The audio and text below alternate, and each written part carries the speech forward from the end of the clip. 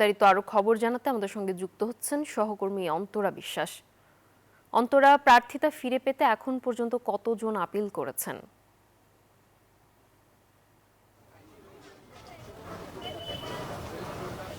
সকাল থেকে এখন পর্যন্ত ২১ জন আপিল করেছেন এবং এই নিয়ে ৩১৬ জন আপিল করলেন এই ৪ দিনে। যদিও আজকে সারাদিনই পড়ে রয়েছে, আজকে অনেকেই আপিল করবেন বলে ধারণা করা হচ্ছে। তার কারণ হচ্ছে একেবারে সকালই ২১ জন আপিল করে ফেলেন। এটি আসলে গত ৩ দিনে এত দ্রুত সকালে আপিল করতে দেখা যায়নি এত মানুষকে।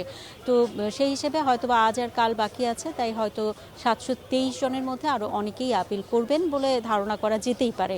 আর প্রধান নির্বাচন কমিশনার যেটি বলেছেন যে রিটার্নিং কর্মকর্তা তার কাছে যে সিদ্ধান্তটি সঠিক মনে হয়েছে তিনি আসলে সেই অনুযায়ী সিদ্ধান্ত দিয়েছেন, কাউকে মনোনয়ন দিয়েছেন, কাউকে মনোনয়ন দেননি।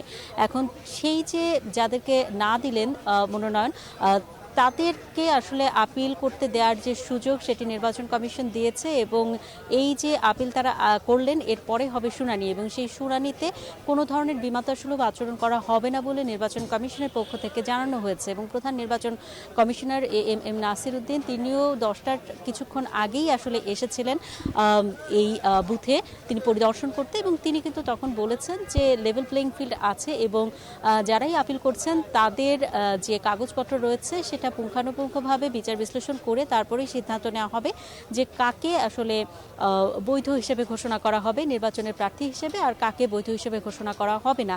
এছাড়াও তিনি যে কথাটি বলেছেন যেটি আসলে বেশ কয়েকদিন ধরেই এনসিপি এবং জামায়াতে ইসলামীর পক্ষ থেকে অভিযোগ করা হচ্ছিল যে নির্বাচনের লেভেল প্লেইং ফিল্ড নেই এবং পাতানো নির্বাচন হতে যাচ্ছে কিনা সেটির বিষয়ে তো তিনি জানিয়েছেনই যে কোনো ধরনের পাতানো নির্বাচন এবার হবে না এবং রাজপথে কাউকে আসলে নামতে হবে না। এই ছিল আমার কাছে এখান থেকে সর্বশেষ খবর। অন্তরা, আপনাকে ধন্যবাদ। Bashundhara public school and college 2026 শিক্ষাবর্ষে ভর্তি চলছে।